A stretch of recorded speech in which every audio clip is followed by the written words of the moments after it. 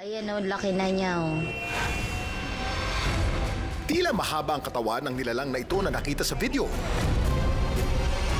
Lucky. Ayan. Ang pagkakaklanlan nito, hindi matukoy ng mga residente. Ayan. May mga nagsasabing ahas o baka naman AI. Pero mas marami ang puro biro at kalokohan ang kinokomment. Ano nga ba yan? Ayan. Ayan na! Hindi siya gumagalaw. Ayan na ba?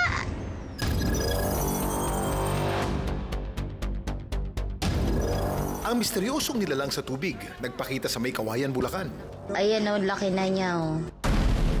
Bali, dito ko po siya unang nakita sa side na to. Actually, ngayon po kasi mababaw yung tubig, kaya hindi po natin siya makikita. Pero nung naroon pa raw ang nasabing nilalang, sinubukan pa itong pagalawin ni Rhea. Ayan na! Hindi siya gumagalaw. Ayan na ba? Ang ilan sa comments sinasabing baka naman daw AI lang yan. Sa mga nagsasabi po na AI lang po yung video ko, hindi po yun AI. Totoo po yun, na nakita ko po talaga siya. Ang suspect ko po, Kuya Kiang. Natangay po siya ng baha galing po sa ilog. Kasi po yung bahay po namin is pagitan lang po namin ito ay Difi. Ilog na po talaga siya. Pero ayon sa mga eksperto, maraming posibilidad kung ano ang nahagip ng kamera. Pwede raw na ito ay isang swamp eel o yung freshwater fish na may pahabang katawan.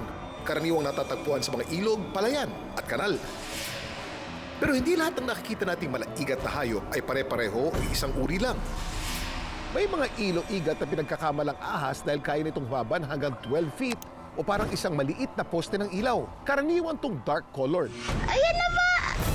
Ang isa pang posibilidad, Yung pinadalang picture na nakita ko, it's more like Hindi siya gumagalaw. Ayan na! albino na klase ng eel. Diyan na lang siya nakatira. Alam mo, laki-laki niya oh. When you say albino is wala yung typical na melanin na nagko-cover sa ating skin na nagpo-produce ng color na darker color ng skin.